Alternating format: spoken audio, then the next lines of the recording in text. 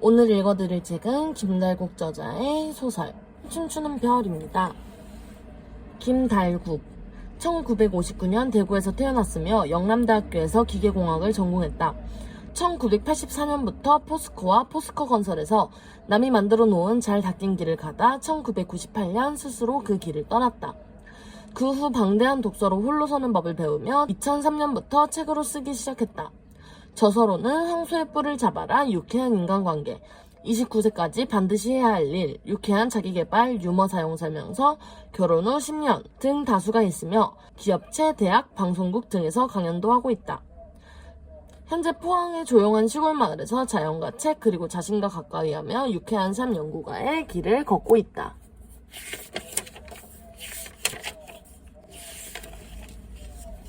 목차는 만남, 우연에서 인연으로, 사랑의 시작, 갈등, 왜 사랑하는가, 아름다운 변화, 인간관계, 소통의 기술, 실크로드, 로맨스와 불륜, 방아착 이렇게 진행이 되는데요. 오늘은 평소와는 좀 다르게 뒷부분을 읽어보도록 하겠습니다. 로맨스와 불륜. 우리는 새로운 것을 탐하고 낯선 것을 찾는다. 경험해보지 않은 분야, 낯선 환경에서의 새로운 삶은 우리를 늘 유혹한다. 새로운 상대와 나누는 섹스가 더욱 생동감 있고 쾌감이 큰 것은 신경 전달 물질인 도파민 때문이다. 여행을 할 때 어디를 가도 중요하지만 누구와 함께 가느냐가 더 중요하다. 섹스는 남녀가 즐거움으로 가는 여행이다. 섹스도 누구와 하느냐에 따라 그 즐거움이 다르다. 그 때문에 외도가 존재하는 것이다. 그 사람이 그 사람이라면 무엇 때문에 파트너를 구하려고 애쓰겠는가? 여름철에 뽑아도 계속 자라나는 풀과 같이 욕망은 이성으로 일시적으로 조절할 수는 있지만 장기적으로 조절하기는 어렵다. 오랜 기간 정절을 지키며 부부 생활을 해온 사람들이 다른 사람들에게 성적 매력을 느끼는 것은 어찌 보면 당연한 일인지도 모른다. 톨스토이는 한 사람의 상대를 평생 사랑할 수 있다고 장담한 것은 한 자루의 초가 평생 탈 수 있다고 장담하는 것과 같다라고 말했다. 이는 평생을 같은 식단으로 밥을 먹는 것과 비슷한 것이다. 나는 현재 안나와 사랑하고 있는 것이 불륜은 아니라고 생각했지만 불륜의 정의에 대해서 좀 더 확실하게 알고 싶었다. 이 책 저 책 뒤지다 미국의 철학자가 쓴 책에서 원하는 답을 찾았다. 리처드 테일러는 불륜은 두 당사자 중 어느 한쪽이 다른 사람과 결혼을 한 상태거나 사실혼 관계에 있으면서 제3자와 뜨겁고 깊은 관계를 맺을 때라고 표현했다. 그는 먼 곳에 나간 남자가 우연히 낯선 여자와 잠자리를 가진 것은 불륜으로 보지 않았다. 이런 것은 깊은 관계이기는 하지만 뜨거운 관계는 아니기 때문이다. 또 플라토닉 러브도 불륜에 포함시키지 않았다. 이들의 사랑은 뜨겁긴 하지만 깊은 관계가 될 수 없기 때문이다. 그래서 나는 안나와의 깊은 관계는 최대한 미루고 지금처럼 뜨거운 플라토닉 러브를 하고 싶다는 생각을 다시 한번 했다. 로맨스와 불륜에 대한 화두를 가지고 있던 나는 초등학교 동문 산악회 회원들과 등반을 하면서 로맨스와 불륜의 차이에 대해 물어보았다. 어느 후배가 내가 하면 로맨스, 남이 하면 불륜이라는 답을 했다. 누구나 말할 수 있는 통상적인 답이었다. 다른 재치 있는 후배가 관계를 하면 불륜, 안 하면 로맨스라고 예정론 같은 명쾌한 정의를 내렸다. 그 후배는 얼마 전에도 때린 사람이 맞은 사람보다 더 아프면 그것이 사랑의 매라고 하면서 매에 대한 정의를 명쾌하게 내린 적이 있었다. 잠시 후 그 옆에 다른 후배가 관계를 안 하려면 뭐 때문에 사귀느냐라고 하여 모두를 웃게 만들었다. 우리는 왜 이미 배우자가 있는 사람을 좋아하여 복잡한 관계를 맺으려고 하는 걸까? 그것은 짜릿함을 주기 때문이다. 섹스는 남녀가 육체와 언어를 매개로 해서 감각과 정서를 서로 교환하는 커뮤니케이션이다. 그러므로 사랑이 없는 섹스는 공허하고 섹스가 없는 사랑은 허무하다. 남자에게 섹스는 열정의 끝이라지만 여자에게는 또 다른 열정의 시작이다. 육체만의 사랑이나 정신만의 사랑은 반쪽짜리 사랑이다. 육체적인 사랑과 정신적인 사랑을 둘 다 갖추어졌을 때야 비로소 완전한 사랑이 되는 것이다. 그러나 서로에게 배우자가 있는 중년이라면 문제가 다르다. 불륜은 법적인 문제이기 때문에 부부간의 약속이며 도덕적인 문제이다. 욕망을 도덕이라는 이름으로 순화하고 억제하고 조절할 수 있는 사람이 있는가 하면 그렇지 못한 사람들도 있다. 나는 불륜과 로맨스에 대해 생각을 했다. 남녀란 처음에는 순수한 감정에서 만나지만 끝까지 그 순수성을 지키기는 어렵다는 것을 나는 알고 있다. 산악회 후배의 말처럼 관계를 맺기 전까지는 로맨스라고 생각하더라도 관계를 맺는 순간 불륜이 될 수밖에 없다는 생각이 들었다. 사랑하는 사람끼리는 꼭 섹스가 목적이 아니더라도 서로를 사랑하는 증거로 자연스럽게 섹스가 이루어지기도 한다. 나는 안나에게 마음이 흔들리고 있었지만 불륜까지 가고 싶진 않았다. 엄밀히 말하면 가고 싶지 않은 것이 아니라 가서는 안 된다고 생각하면서 억지로 욕망을 누르고 있었다. 안나를 만나면서 결혼한 사람이라도 다른 이성을 사랑할 수 있다는 데까지는 사고의 범위를 넓혔지만 사랑하는 사람이라면 남몰래 불륜을 저지를 수도 있다는 데까지는 생각을 바꾸지 못했다. 그것이 나의 가치관이었으므로. 지천명의 나이의 가치관에 반하는 행동을 하기란 쉬운 일이 아니었다. 계속 이것을 화두로 생각하고 있던 차에 우연히 얼매이지 않는다라는 중국의 백장선사의 이야기를 읽고 나서부터는 마음의 중심을 잡을 수 있었다. 하루 일하지 않으면 하루 먹지 않는다는 유명한 말을 남긴 당나라의 백장선사는 마조의 제자였다. 어느 날 밤 설법을 마치고 돌아가려는데 어느 늙은 거사 한 명이 돌아가지 않고 혼자 나가 백장에게 말했다. 저는 500년 전에 이 절에서 설법을 하던 법사였습니다. 지금처럼 설법을 하고 있었는데 저에게 한 수자가 열심히 수도를 하면 윤회에 떨어지지 않느냐라고 물었습니다. 그때 제가 수자에게 열심히 수도하면 윤회에 떨어지지 않는다고 대답했습니다.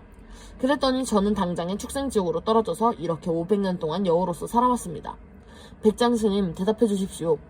수도자가 열심히 수도하면 윤회에 떨어집니까? 떨어지지 않습니까? 백장은 큰일 났다 싶었다. 만일 열심히 수도하면 윤회에 떨어지지 않는다고 대답한다면 그도 축생지옥에 떨어진 것이 자명했기 때문이다. 그렇다면 어떻게 대답해야 축생지옥에 떨어지지 않을 것인가? 이미 선에 통달한 백장이 곧 빙그레 웃으며 말했다. 윤회에 얼매이지 않습니다.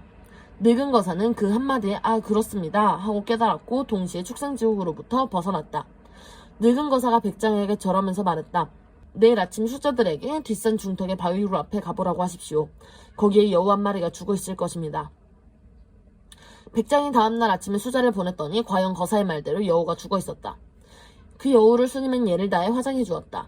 백장 선사의 가르침은 수도를 하되 윤회에 떨어지지 않기 위해 수도를 하는 것은 참된 수도가 아니며 윤회에 떨어지느냐 마느냐에 얽매이지 않고 열심히 돌을 닦는 수행이 바로 참된 수도라는 것이었다. 나는 그의 가르침을 사랑에 비유해서 생각해 보았다. 얼매이지 않는다는 말은 경계를 주름짓지 않고 물 흐르듯이 트이면 흐르고 막히면 돌아가고 웅덩이를 만나면 다 채울 때까지 흐르지 않다가 다시 차면 흘러간다는 의미였다. 깊은 관계를 맺기 위해 사랑하는 것은 따로 목적이 있는 사랑이므로 참된 사랑이 아니다. 그러므로 관계를 맺을 것이냐 맺지 않을 것이냐에 얽매이지 않고 사랑하는 것이 참된 사랑이라고 생각했다. 눈앞을 가리는 꽃나무 가지를 쳐내자 황혼빛 아름다운 먼 산이 보이네 라는 트레이스님의 선시한 대목처럼 백장선사의 가르침을 깨닫고 나니 마음이 한결 가벼워졌다. 한편 안나는 사랑의 불꽃을 피우면서 정신적인 사랑만을 하는데 한계가 있음을 느꼈다. 사랑하면 깊은 관계를 가질 수 있으며 정신적인 사랑만으로 오래 유지되는 사랑은 극히 드물다는 입장이었다. 연인 사이에서는 주로 남자가 먼저 여자에게 깊은 관계를 요구하는 것이 일반적이다.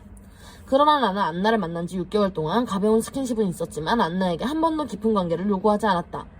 나는 남녀가 서로를 잘 알고 충분히 애정이 형성된 후 나누는 성관계가 더 만족스러우며 성관계의 시기는 늦으면 늦을수록 연인관계가 더 오래 지속된다는 생각에 젖어 있었다. 술의 경지에 오른 사람을 주선이라고 하는데 주선은 애써 술을 찾지도 않고 피하지도 않으며 있으면 마시고 없으면 안 마신다는 사람의 뜻했다. 나도 그런 사람이 되고 싶었다. 안나는 그런 나를 좀 특별한 사람이라 생각했다. 안나는 특유의 유머 감각을 살려 내게 말을 걸었다. 우리 MT는 언제쯤 가나요? 사랑이 익어갈 무렵 안나가 말했다. 순간 나는 나쁜 짓을 하다가 들킨 사람 같은 표정을 지었다. 네?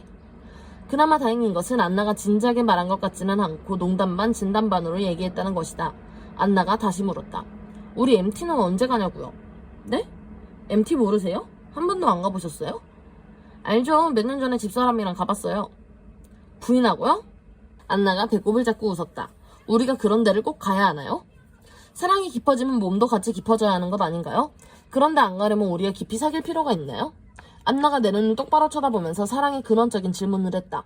그런 건 계획해서 가는 것이 아니라 적당한 때가 되면 자연스럽게 가는 거 아닌가요? 적당한 때가 언제인가요? 만들면 되는 거죠? 우리 사또님이 겁먹은 표정이네요. 겁은 누가 먹어요? 나도 남잔데. 그러면 남자라는 걸 보여줘요. 확실하게. 자신이 없으신 모양이군요. 모든 건 때가 있는데 지금은 그 때가 아닙니다. 혹시 이방씨가 주식회사를 못 만드는 그런 사람 아니세요? 네? 그러니까 내가 법인을 못 만들고 개인회사로 있잖아요.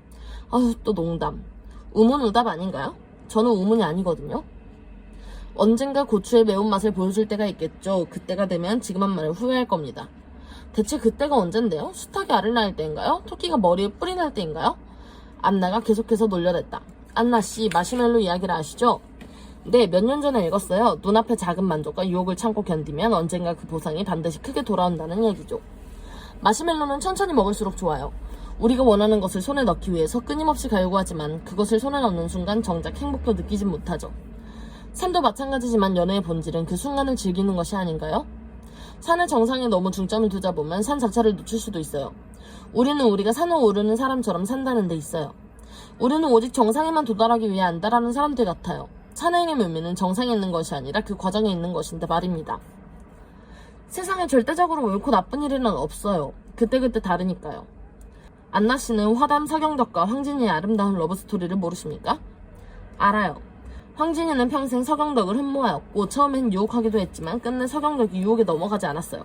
서로 사랑하지 않아서가 아니라 너무나 사랑했음에도 불구하고 지켜야 할 선을 끝까지 넘지 않은 거죠. 만약 두 사람이 깊은 관계를 맺었다면 아름다운 사랑 이야기가 전해지지 않았을 거예요. 이방 씨는 화담과 황진이의 사랑 이야기만 알지 원효대사와 요석공주의 사랑은 모르시나봐요? 알죠. 원효대사가 요석공주와 사랑을 한 대가로 파괴까지 했잖아요. 저는 원효대사의 업적도 중요하지만 요석공주와의 사랑 때문에 더욱 인간적인 매력을 느꼈어요. 이방 씨는 인간의 본능을 이성이라는 가면으로 씌우려고 하고 있어요. 섹스 없는 사랑은 안고 없는 찐빵, 설탕 없는 호떡, 향기 없는 꽃이에요. 산을 사랑하면 산에 올라가야지 멀리서만 바라보는 사람이 산을 사랑한다고 할 수 있나요? 진짜 사랑은 플라토닉 러브 아닌가요? 플라토닉 러브는 소설에만 나오는 거 아닌가요? 그건 현실의 사랑이 아니라 꿈속의 사랑이에요. 오르가즘이 없는 키스만의 사랑, 그건 우정이지 사랑이 아니에요. 안나와의 의견은 좀처럼 좁혀지지 않았다. 당장은 어떤 결론을 내려야 하는 것은 아니었지만 평소의 시각 차이를 좁혀보려는 노력은 계속되었다. 이미 가진 것은 더 이상 사랑하기 힘들어요. 무엇이든 그것을 갖지 못하고 갈망할 때 가장 큰 매력이 있어요. 막상 우리가 원하던 것을 획득하게 되면 행복을 느끼는 것도 한순간이에요. 그에 대한 즐거움은 곧 줄어들고 실증이 나기 마련이죠. 행복에 익숙해지면 그것은 더 이상 행복이 아니기 때문입니다. 사랑하는 남녀가 성을 통해 클라이맥스를 경험하면서 완전한 합의를 이루는 것이 사랑의 최고 목적이 아닌가요? 사랑하는 사람과의 섹스는 그들의 사랑을 더 깊게 하고 두 사람 사이의 끈을 견고하게 해줘요. 성관계는 사랑을 깊게 만들어주는 마지막 확인 작업일 수도 있지만 권태에 빠지는 첫 번째 경험이기도 해요. 나는 지금 이대로가 좋아요. 너무 뜨겁지도 않고 차갑지도 않은. 그게 결국 미지근하다는 거잖아요. 저는 타다만 연탄재 같은 것은 싫어해요. 우리가 뜨겁게 타면 어떻게 되나요? 적당히 오래가는 것이 좋은 것이 아닌가요? 이방 씨는 제가 여자로 안 보이나 봐요. 제가 그렇게 매력이 없나요? 난 안나 씨를 여자로 안 볼 때가 많아요. 네? 그럼 뭐로 보세요? 내 뜻밖의 말에 안나가 당황하는 표정을 지으며 물었다. 천사로 보죠. 참, 이런 상황에서도 유머가 나와요? 유머는 이런 때 하는 겁니다. 우리 지금 너무 진지하잖아요.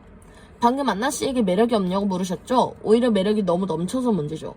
남자가 사랑을 진정으로 사랑한다면 좀 더 깊은 관계를 원하지만 그렇다고 무턱대고 유체적으로 나타나지는 않아요. 내가 안나 씨를 조금만 덜 사랑했다면 안나 씨가 이야기하기 전에 벌써 MT에 가자고 했을 겁니다. 오늘은 여기까지 읽어볼 건데요. 김대국 저자의 춤추는 별. 재밌으셨다면 좋아요와 구독, 알림 설정까지 부탁드려요. 그럼 오늘도 안녕.